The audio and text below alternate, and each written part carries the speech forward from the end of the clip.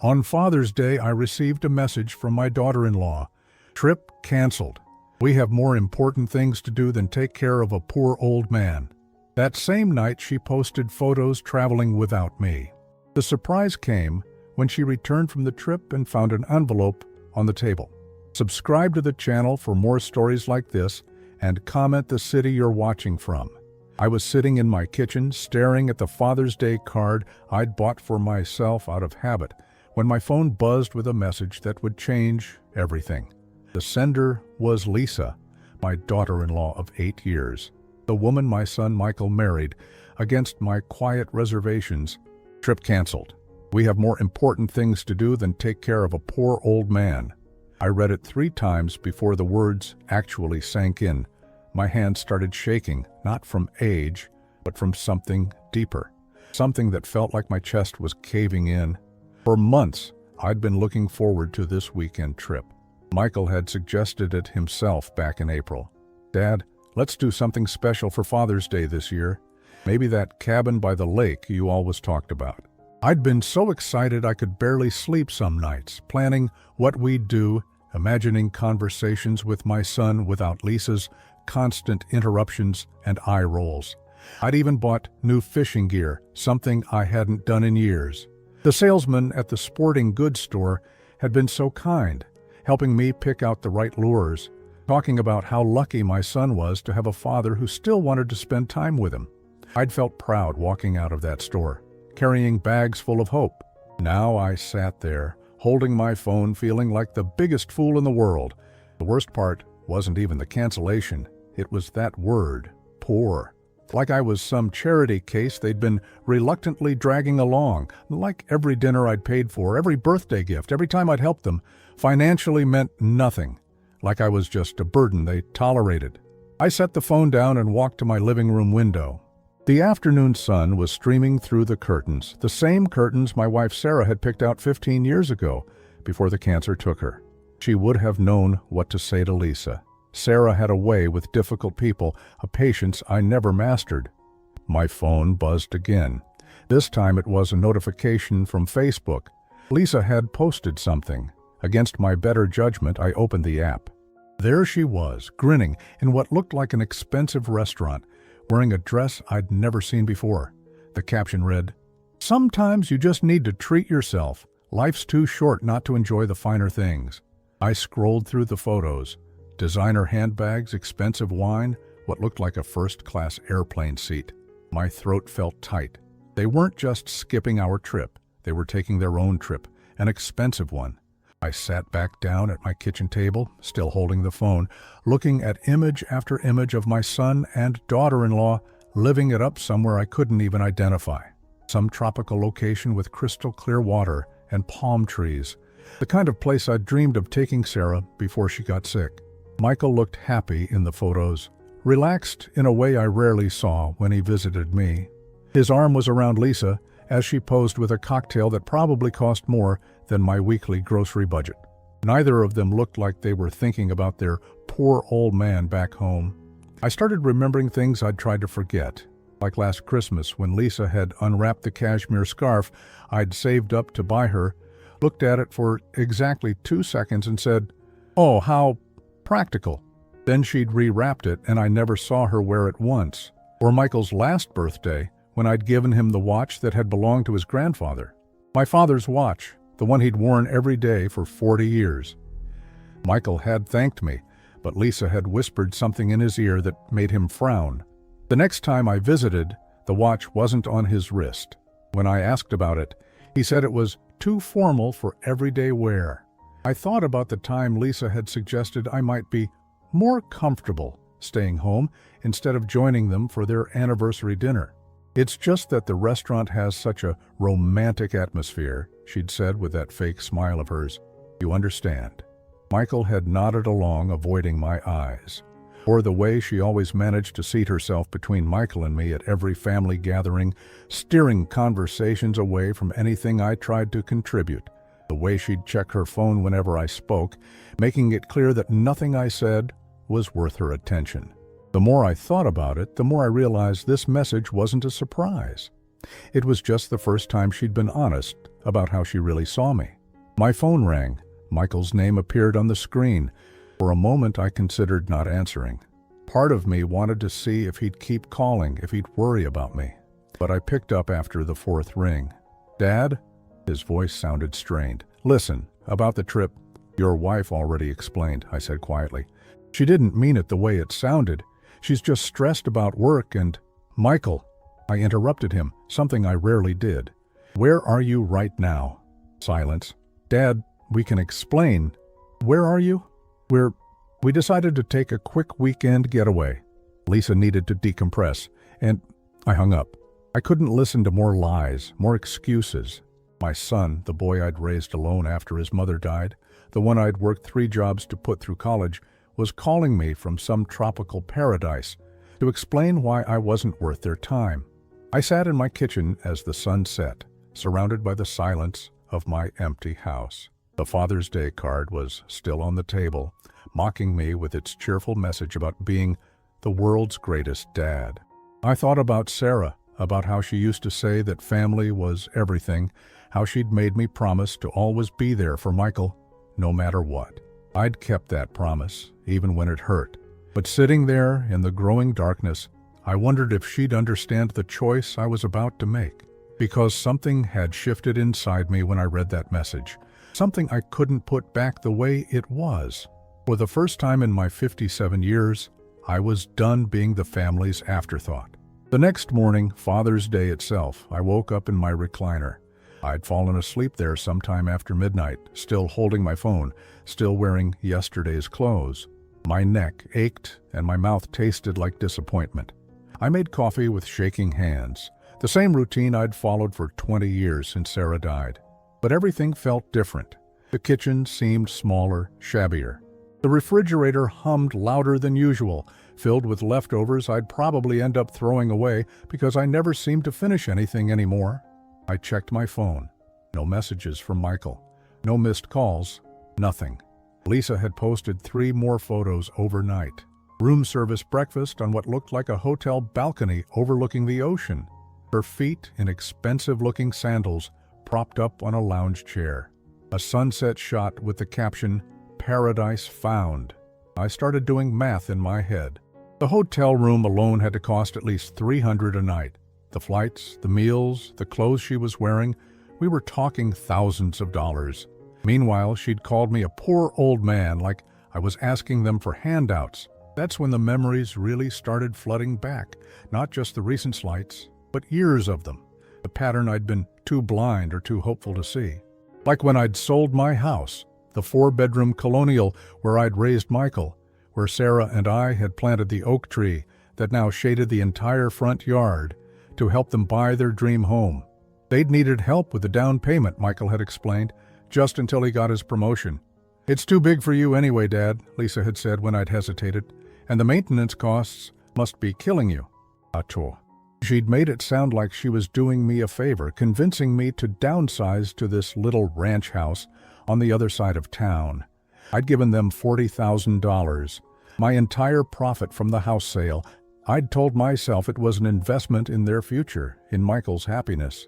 They'd promised to pay me back within 2 years. That was 6 years ago. I'd never seen a penny of it. Then there was Lisa's graduate school. She'd decided she wanted an MBA, something about expanding her career opportunities. The tuition was steep, she'd explained, and student loans were so expensive with interest. "Dad, you've always said education is the best investment," Michael had said over dinner at their house, the house I'd helped them buy. "And Lisa's so smart. This degree will really open doors for her." So I'd cashed out part of my retirement account, $25,000. The penalty fees alone had made my accountant wince, but I'd told myself it was for family. Lisa had hugged me that night, called me the most generous father-in-law in the world. She'd gotten her MBA 3 years ago. She'd also gotten a new job that paid well enough for designer handbags and spontaneous tropical vacations. But somehow, she'd never mentioned paying me back. And I'd been too proud, too afraid of seeming petty, to bring it up. I walked through my small house, really looking at it for the first time in years. The carpet was worn thin in the high traffic areas. The paint on the kitchen walls was starting to peel.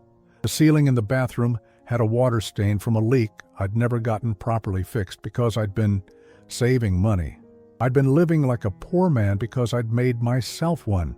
Not because I had to, but because I'd given everything to people who saw generosity as weakness, sacrifice as stupidity. I found myself in my bedroom closet, pulling out the box I kept on the top shelf. Sarah's jewelry box, the one I'd been meaning to give to Michael for his future daughter someday. Inside, underneath Sarah's pearl necklace and her wedding ring, was the letter. The letter from the attorney's office that had arrived 8 months ago. The one I'd read once and then hidden away because it felt too complicated, too overwhelming to deal with. I'd forgotten about my Uncle Harold until the lawyer contacted me.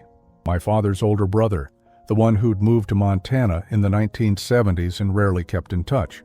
He'd never married, never had children, and when he died at 91, he'd left everything to his only living relative, me. The letter had outlined the basics: a ranch property, some investments, mineral rights on land that had oil deposits. The lawyer had thrown around numbers that seemed impossible. He'd asked me to call him to discuss the details, to begin the process of claiming the inheritance. I'd put the letter away and told myself I'd deal with it later. I'd been overwhelmed by the idea of handling legal paperwork, of making decisions about property I'd never seen. And honestly, part of me hadn't believed it was real. Good things like that didn't happen to people like me. But sitting there on Father's Day morning, holding the letter in my hands, I started to understand something. I wasn't poor because I didn't have money. I was poor because I'd trained everyone in my life to treat me like I was worthless. I'd let Lisa's comments about my old clothes convince me that I didn't deserve nice things. I'd let Michael's embarrassment about my small house make me ashamed of my choices. I'd been so eager to prove I wasn't a burden that I'd made myself invisible. The irony was crushing. While Lisa was posting about how life's too short not to enjoy the finer things, I'd been denying myself the finer things so I could afford to give them to her. While she was calling me a poor old man, I was potentially sitting on an inheritance worth more than they'd ever imagined. I found the business card the lawyer had left with his letter. Marcus Webb, a state attorney. His office was in the city, about an hour's drive from my house. I called the number before I could lose my nerve. Webb Law Offices, how can I help you? This is Robert Chen. I received a letter about my Uncle Harold's estate. I'm sorry it's taken me so long to call, but Mr. Chen, I'm so glad to hear from you. Let me transfer you to Mr. Webb right away. Within minutes, I was talking to Marcus Webb himself. His voice was warm, professional, patient, as he explained what I'd inherited. The numbers he mentioned made my head spin. The ranch was worth close to $2 million. The mineral rights were generating steady income. The investment portfolio Harold had built over decades was worth another $1.5 million. Mr. Chen, are you still there? I realized I'd been silent for a long time. Yes, I'm just trying to process this. I understand. It's a lot to take in. The good news is that most of the assets are already generating income. Your uncle was very shrewd with his investments. Would you like to schedule a time to come in and review everything in detail? I made an appointment for the following Tuesday. After I hung up, I sat in my kitchen for a long time, staring at the business card. My phone buzzed. Another Facebook notification. Lisa had posted a selfie with a caption about making memories with the love of my life. She was wearing what looked like a new bikini, holding another expensive cocktail, beaming at the camera while Michael smiled beside her. I studied my son's face in the photo. He looked happy, but there was something around his eyes that reminded me of how he used to look as a teenager when he'd done something he knew was wrong. Guilty, but hoping no one would notice. I closed the app and put my phone in a drawer. For the first time in months, maybe years, I felt something I'd almost forgotten. Not happiness exactly, but something close to it, a sense of possibility. I wasn't going to tell them about the inheritance, not yet. Maybe not ever, but I was going to stop living like the poor old man they'd convinced me I was. Tuesday morning arrived gray and drizzly, matching my mood as I drove into the city. I'd barely slept the night before. my mind spinning with questions about Uncle Harold's inheritance and what it might mean for my life. The Lushers' office was in one of those gleaming downtown towers that made me feel underdressed in my department store slacks and decade-old button-down shirt. Marcus Webb turned out to be younger than I'd expected, maybe 45, with kind eyes behind wire-rimmed glasses. His office was lined with law books and family photos, and he offered me coffee before we sat down at his conference table. "Mr. Chen, I have to tell you, your uncle was quite a character," he said, opening a thick file. "In the 30 years I represented him, he never once mentioned having family. When he finally told me about you 6 months before he passed, I was shocked. I shifted uncomfortably in my chair. We weren't close. I barely remember him from when I was a child. He remembered you, though. He told me you were the only one in the family who'd ever written to him. Said you sent him a Christmas card every year for decades, even when he never wrote back. That surprised me. I had sent those cards, mostly because Sarah had insisted it was the right thing to do. We send cards to everyone, she'd always said. You never know who needs to feel remembered. I'd continued the tradition even after she died, though I'd never gotten a single response from Uncle Harold. Marcus spread several documents across the table. Harold left very specific instructions. He wanted everything to go to you, but he also wanted you to understand what you were inheriting. He spent the last year of his life putting together this portfolio for you. The first document was a detailed breakdown of the ranch property. 300 acres in Montana with a main house, 2 guest cabins, and a barn.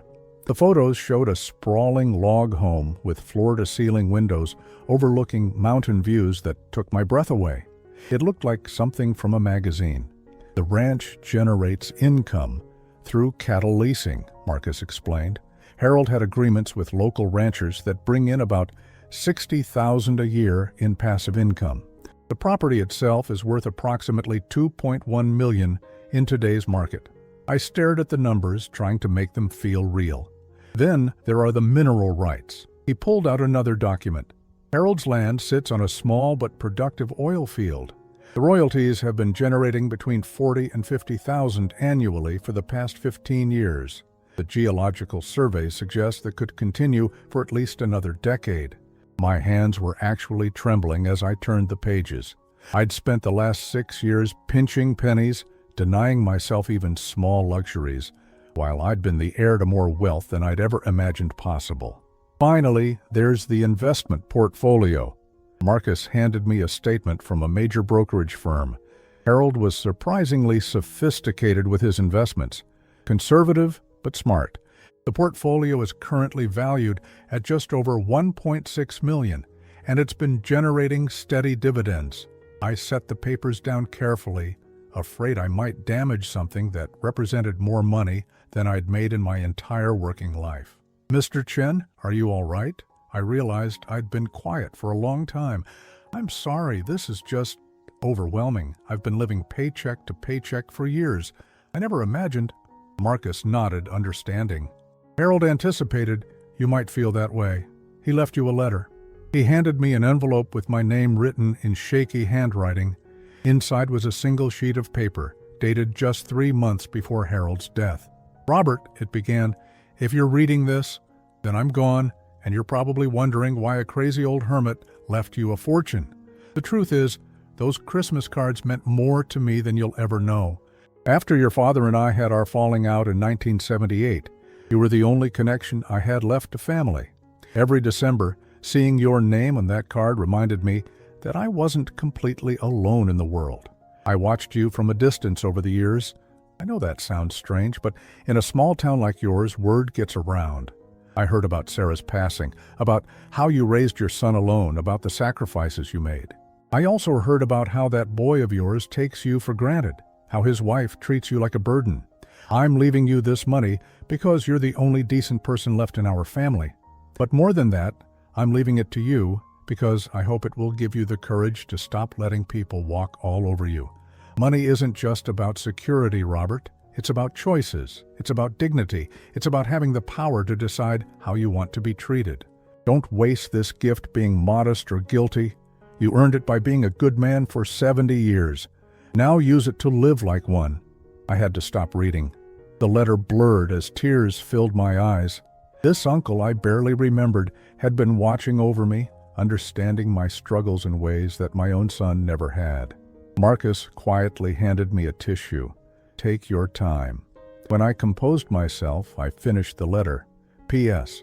Don't tell anyone about this inheritance until you're ready. Trust me on this one. People show their true colors when money is involved. Give yourself time to decide who deserves to know the real you. I folded the letter carefully and put it back in the envelope. Uncle Harold had been right about people showing their true colors.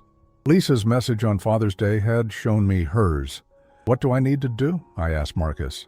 For the next 2 hours, we went through paperwork. Bank accounts were transferred to my name.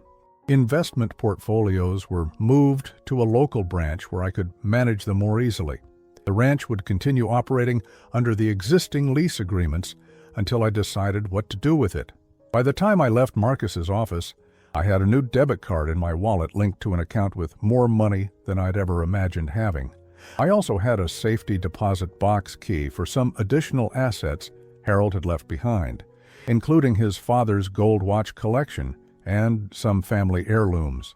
I drove home in a daze, Uncle Harold's letter on the passenger seat beside me. At a red light, I pulled out my phone and looked at Lisa's latest social media post. She was at the hotel spa now, getting a massage, captioning the photo with "Self-Care Sunday because I deserve it." The anger that had been simmering since Father's Day suddenly crystallized into something colder, more determined.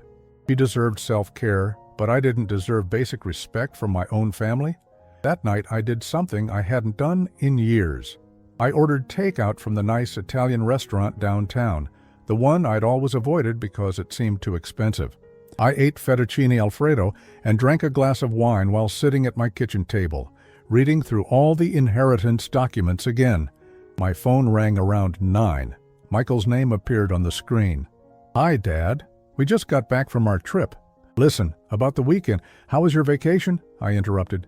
"It was, He paused, probably realizing he'd been caught. "It was good. But Dad, I want to explain about Father's Day." Lisa was stressed about work, and we thought maybe a change of scenery would help her decompress. It wasn't personal. "Of course not," I said quietly. "It never is." "What do you mean?" I looked down at the bank statement in front of me, at numbers that represented a kind of freedom I'd never experienced. "Nothing, son. I'm just tired. We should get together soon. Maybe next weekend we could take you out to dinner." I almost laughed. Take me out to dinner? With what? The money I'd given them for their house? The money I'd paid for Lisa's education? The money they'd spent on their spontaneous tropical getaway? "We'll see," I said. "I might be busy." Michael sounded surprised. "Busy? With what?" For the first time in our relationship, I hung up on my son without answering his question. I sat in my kitchen, surrounded by documents that proved I wasn't the poor old man Lisa had called me. But more importantly, surrounded by proof that I didn't have to be the man they'd trained me to be. Uncle Harold was right. It was time to make some choices. The transformation didn't happen overnight. I spent the first week after meeting with Marcus just walking through my house, seeing it through different eyes. Every worn piece of furniture, every postponed repair, every corner where I'd settled for good enough suddenly looked like evidence of how small I'd allowed my world to become. I started with small changes. I called a contractor to fix the leak that had been staining my bathroom ceiling for 2 years. The man who came out looked at me like I was crazy when I told him money wasn't a concern. "Most folks want the cheapest option," he said, reviewing his estimate. "I want it done right," I told him, "whatever that costs." Next was the carpet. The beige shag that had been practical when I moved into this house 6 years ago was now threadbare and depressing. I spent an entire Saturday at flooring stores, something I'd never imagined enjoying. For the first time in decades, I didn't automatically gravitate toward the clearance section. The salesman at the third store I visited showed me hardwood that cost more per square foot than I used to spend on groceries in a week. It was beautiful, rich oak with a warm golden finish that would make my small rooms feel larger and brighter. "It's a significant investment," he warned me, probably noticing my old clothes and assuming I was in over my head. "I understand," I said, pulling out my new debit card. "When can you install it?"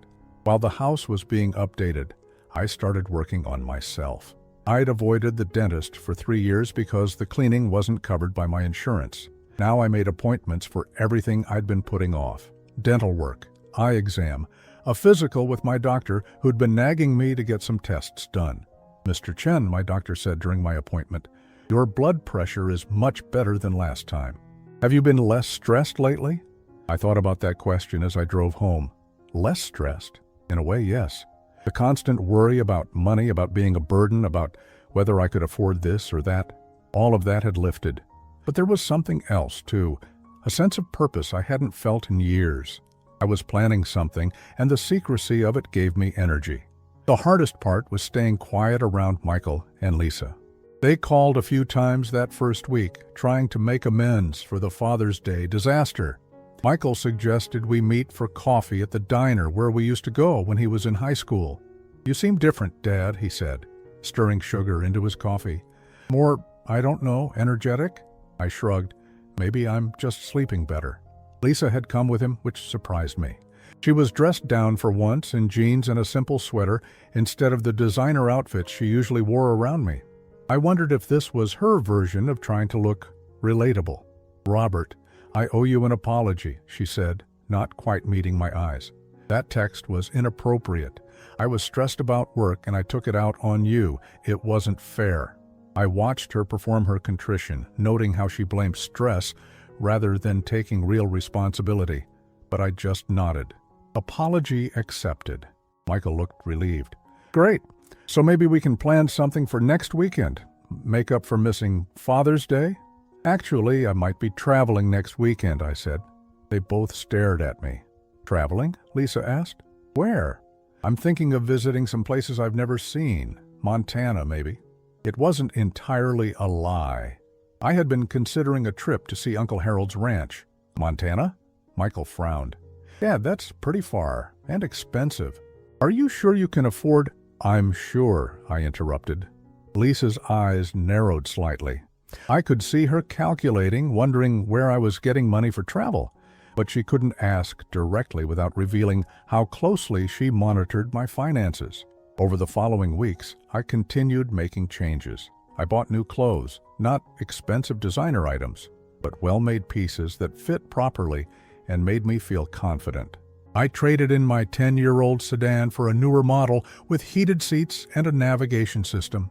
I started eating at restaurants I'd only driven past before, discovering I actually enjoyed dining alone when it was by choice rather than necessity. The most satisfying change was the gradual shift in how people treated me. The staff at the bank, who used to barely acknowledge me when I came in to deposit my modest pension check, now greeted me warmly and asked about my day. Shop owners who'd previously seemed impatient with my budget-conscious questions were suddenly eager to show me their best merchandise. I realized that my appearance of poverty hadn't just been about money. It had been about carrying myself like someone who didn't matter, someone who should be grateful for scraps of attention. When I stopped doing that, the world responded differently. But the real test came 6 weeks after my meeting with Marcus, when I ran into one of Lisa's friends at the grocery store. "Robert," Janet squealed, air-kissing me like we were old friends instead of acquaintances who'd barely spoken in years. "You look fantastic. Have you been working out?" I smiled. "Just taking better care of myself." "Well, it shows. Lisa mentioned you've been traveling lately. Where did you go?" I'd made that Montana trip the week before, flying first class for the first time in my life and staying at a luxury lodge near Uncle Harold's ranch. The property was even more beautiful than the photos had suggested, and I'd spent 3 days hiking the trails and thinking about what I wanted to do with my new life. "Just some places I'd always wanted to see," I told Janet. "That's wonderful. You know, Lisa was saying just yesterday how impressed she is that you're living your best life. She said it really inspired her to think about her own relationship with money and happiness." I bet she did, I thought. Lisa had been fishing for information about my sudden lifestyle changes for weeks now. She'd started calling more often, dropping by unannounced, commenting on everything new she noticed in my house. "Dad, this furniture is really nice," she'd said during her last visit, running her hands along the new leather sofa I'd bought. It must have cost a fortune. I saved up, I'd answered, which was technically true. But your pension can't cover all these upgrades, she'd pressed. Are you using credit cards? Because Michael and I could help you budget. I'm fine, Lisa, but thank you for your concern. The frustration in her eyes had been delicious. She was used to knowing exactly where I stood financially, used to being able to calculate my limitations. My sudden independence was driving her crazy. I finished my conversation with Janet and headed home, my cart full of ingredients for a nice dinner. I'd decided to host a small dinner party the following weekend, something I hadn't done since Sarah died. I'd invited 3 old friends I'd lost touch with over the years, men I'd drifted away from, partly because I'd been embarrassed by my modest circumstances. When I called Tom, my old fishing buddy, to invite him, he'd sounded genuinely happy to hear from me. "Bob, I was just thinking about you the other day. How have you been?" "Better than ever," I told him. "I'd like to catch up. Are you free Saturday night for dinner?" As I put away groceries in my newly renovated kitchen, I thought about Uncle Harold's letter. He'd been right about people showing their true colors when money was involved. But he'd also been right about something else. Money wasn't just about security. It was about dignity, about having choices. For the first time in years, maybe decades, I felt like I had both. My phone buzzed with a text from Lisa. "Hey, Robert. Michael and I were thinking of taking you out for a nice dinner this weekend. Somewhere special. Let me know what works for your schedule." I smiled as I typed back, "Thanks for thinking of me, but I already have plans. Maybe another time." Another time, when I was ready to reveal exactly who I'd become, when I was ready to show them the envelope that would change everything. But not yet. Uncle Harold had been right about timing, too. The dinner party was a success beyond my expectations. Tom, Bill, and Danny, 3 friends I'd been too proud to see during my lean years, arrived at my house and barely recognized the place.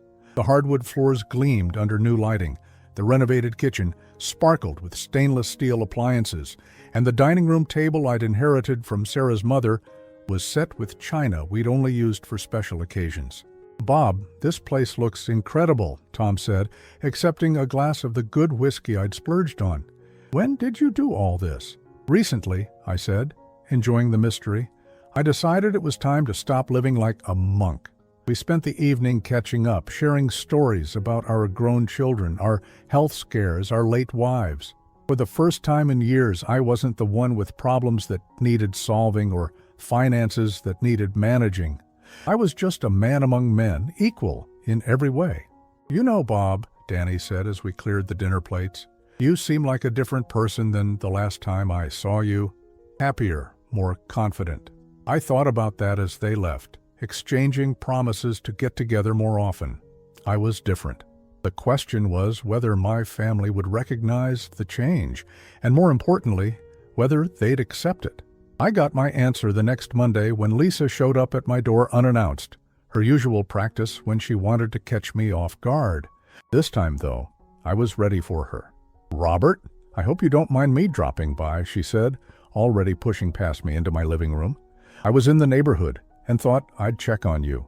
She'd never been in my neighborhood without a specific reason before, but I didn't point that out. "Would you like some coffee?" I offered. "That would be nice," she said, but she wasn't looking at me. Her eyes were scanning my renovated living room, cataloging every change. I could almost see her calculating the cost of everything she saw. In the kitchen, I could hear her moving around, probably opening drawers and cabinets. When I returned with 2 cups of the expensive coffee I'd started buying, she was standing by my bookshelf, holding a framed photo of Sarah and me from our honeymoon in Hawaii. "This is such a beautiful picture," she said. "I've never seen it before." "It was in storage," I lied. The truth was, I'd finally felt worthy of displaying the memories of my happy marriage again. Lisa set the photo down and accepted her coffee, settling onto my new leather sofa. "Robert, I have to ask, and please don't take this the wrong way, but where is all this money coming from?" There it was, the question she'd been building up to for weeks. I sat across from her in my matching leather chair, taking my time before answering. "What money?" "Come on." Her smile was strained. "The renovations, the new car, the furniture. Michael said you mentioned traveling. That's not exactly pension budget territory." I sipped my coffee, watching her try to maintain her concerned daughter-in-law facade. I've been more careful with my spending lately, making better choices. Her laugh was sharp. Better choices? Robert, this coffee probably costs more than your old grocery budget for a week. She wasn't wrong. But her tone revealed everything I needed to know about how she really saw me. Maybe I underestimated how much I could afford, I said mildly. Lisa leaned forward, her mask slipping further. Look, I'm just worried about you. Older people can be vulnerable to scams, financial exploitation. If someone convinced you to take out loans or credit cards you can't afford, that's very thoughtful of you to worry, I interrupted. But I'm fine. Are you, though? She set her coffee down harder than necessary. Because this whole transformation seems pretty sudden and secretive. Why won't you just tell us what's going on? I studied her face, seeing the frustration and fear beneath her concern. She was afraid of losing control, of not knowing where she stood in the hierarchy she'd constructed in her mind. Lisa, I said quietly, when have I ever been secretive with you about anything? That stopped her. Because the truth was, I'd always been an open book, too open. I'd shared my financial struggles, my loneliness, my health concerns. I'd made myself vulnerable to people who used that vulnerability against me. I just think families should be honest with each other, she said, but her voice had lost its edge. I agree, I said. Complete honesty is important in families. She nodded, thinking she'd won some kind of point. So let me be completely honest with you, Lisa. I set my coffee cup down and looked directly into her eyes. I know about the money. Her face went blank. What money? The money I gave you and Michael for your house down payment. The money I paid for your MBA. The money that was supposed to be paid back but never was. Color drained from her cheeks. Robert, we've been meaning to talk to you about that. Our financial situation has been complicated, and I also know about your credit cards, the debt you've been hiding from Michael, the lifestyle you've been funding with money you don't have. Lisa stood up abruptly. I don't know where you're getting your information, but from Michael's credit report, I said calmly. He asked me to co-sign a loan for him last month, remember? I had to pull his credit to qualify. Imagine my surprise when I saw the balances on cards he didn't even know existed. She was pale now, gripping the back of the sofa. You have no right to. I have every right to protect my son from financial fraud, I said, standing as well. Just like I had every right to finally understand why a woman who owes me $65,000 feels comfortable calling me a poor old man. Lisa's mouth opened and closed like a fish, gasping for air. Here's what's going to happen, I continued, my voice still calm but carrying new authority. You're going to go home and tell Michael the truth about your debt, all of it. You're going to start making payments on the money you owe me, real payments, not promises, and you're going to stop treating me like I'm some charity case you have to tolerate. You can't, she started. Can't what? Can't demand respect in my own family? Can't expect honesty from people I've supported for years? I walked to my front door and opened it. Actually, Lisa, I can do whatever I want. You just forgot that because I've been letting you walk all over me. She grabbed her purse and moved toward the door, but stopped just before leaving. Michael won't believe you, she said, trying to sound confident. He trusts me. I reached into my jacket pocket and pulled out a folded piece of paper. Credit report, I said, holding it up. Bank statements. Text messages from your friend Janet talking about your shopping sprees while you were supposed to be broke. Should I go on? Lisa stared at the paper like it was a snake. I'm not trying to ruin your marriage, I said more gently. I'm trying to save it. Debt destroys relationships, Lisa. Lies destroy families. If you come clean now, if you make an effort to change, Michael will forgive you. He loves you. Tears were starting to form in her eyes. Real ones, not the crocodile tears she usually deployed when she wanted something. But if you don't, I continued, if you keep lying and stealing and treating the people who love you like marks in some con game, then you'll lose everything, and you'll deserve to. She left without another word, her designer heels clicking rapidly down my front walkway. I closed the door and leaned against it, my heart pounding. After years of avoiding confrontation, of letting things slide to keep the peace, I'd finally stood up for myself. My phone rang 20 minutes later. Michael. Dad, Lisa just came home crying. She said you accused her of stealing from us. What the hell is going on? I took a deep breath. Son, I think you and I need to have a long conversation. A completely honest one. About what? I walked to my kitchen table, where I'd laid out all the documents I'd gathered over the past few weeks. Bank statements, credit reports, loan agreements, records of every dollar I'd given them over the years. About your wife's debts, about the money I'm owed, and about some changes that are going to happen in this family whether you like them or not. There was a long silence on the other end of the line. Dad, Michael said finally, his voice small and uncertain. I think I need to come over. Yes, I said. You do. Michael arrived an hour later, looking older than I'd seen him in years. His hair was messed up like he'd been running his hands through it, and there were dark circles under his eyes. He sat heavily at my kitchen table, staring at the documents I'd spread out like evidence in a trial. Is all of this true? He asked quietly, picking up one of Lisa's credit card statements. Every word? He studied the numbers, his face growing paler with each page. $28,000 on this card alone, he whispered. I thought we had maybe $5,000 in credit card debt total. There are 6 cards, Michael. All in your name, all with your credit backing them up. But she's been making the payments from a separate account, so you wouldn't see the statements. My son looked up at me with eyes full of pain. How long have you known? I suspected something was wrong after your Father's Day message. I started paying attention, asking questions. The full picture came together over the past few weeks. Michael set down the papers and put his head in his hands. God, Dad, I'm so sorry. The things she said about you, the way we treated you. Tell me something, son, I said, sitting across from him. In your heart, did you really want to skip Father's Day? Or did Lisa convince you it was a good idea? He was quiet for a long time. When he finally looked up, his eyes were red. She said you'd understand, that you were low maintenance and wouldn't make a big deal of it. She said we needed the time together more than you needed us there. I nodded. I'd suspected as much. But I knew it was wrong, Dad. The whole time we were there, I kept thinking about you sitting alone on Father's Day. I kept wanting to call, but Lisa said I was being ridiculous. Why didn't you trust your instincts? Michael wiped his eyes with the back of his hand. Because she made me feel guilty for even thinking about it. She's good at that, making you feel like your feelings are wrong, like you're being selfish for wanting what you want. I recognized that pattern. Lisa had been using the same technique on me for years.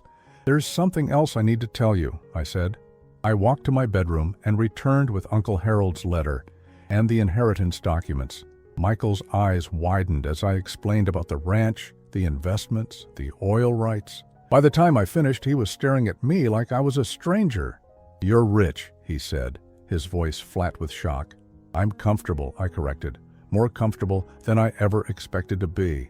And you didn't tell us? I handed him Uncle Harold's letter. Read this. Michael read silently, his expression changing as he absorbed his great-uncle's words about dignity and choices and not letting people walk all over him. He was right, Michael said finally. Lisa would have had us moving in with you within a week if she'd known about this money. What about you, son? How do you feel about it? Michael was quiet for a moment. Honestly, relieved. Not because of the money, but because now I understand why you've seemed different lately, stronger. I thought you were getting sick or something, but you were just growing up, I guess, growing a spine. I almost smiled at that. Better late than never. So what happens now? He asked. Now you decide what kind of man you want to be. The kind who lets his wife steal from his father and lie to his face, or the kind who stands up for what's right. Michael looked down at the credit card statements again. She's going to fight me on this. Probably. She might leave me. She might. He took a shaky breath. What if I can't handle being alone? I leaned forward and put my hand on his shoulder. Son, I've been alone for 20 years since your mother died. It's not the worst thing that can happen to you. Being alone is better than being with someone who doesn't respect you. We talked until almost midnight. Michael called Lisa around 10 to tell her he wouldn't be coming home, that he needed time to think. I could hear her voice through the phone, high and panicked, making demands and threats. Michael just hung up. I'll stay on your couch tonight, if that's okay, he said. You can stay as long as you need to. The next morning I made breakfast while Michael called his bank to freeze the credit cards Lisa had been using. He arranged to meet with a financial counselor about consolidating their debt and setting up a payment plan. He also called his boss to arrange some time off work to sort out his personal life. "What about Lisa?" I asked, as we sat eating pancakes like we used to when he was a teenager. "I'm going to give her a choice," he said. "Marriage counseling, financial counseling, complete honesty going forward, or divorce. No middle ground." 3 days later, Michael went home. I didn't hear from either of them for a week, which I took as a good sign. When people are doing the hard work of saving a relationship, they don't have time for phone calls. When Michael finally called, his voice sounded different, clearer. "She chose counseling," he said. "It's going to be a long road, but she admitted everything. She's got a real shopping addiction, Dad. She's been using spending to cope with anxiety since college. She needs professional help." "Are you okay with that?" "I think so. She's agreed to turn over all her cards to let me handle our finances until she proves she can be trusted again, and she wants to apologize to you in person." I wasn't sure I was ready for that conversation yet, but I was willing to see what she had to say. Lisa came to my house the following Sunday, looking smaller somehow. She wasn't wearing makeup, and her clothes were simple, casual.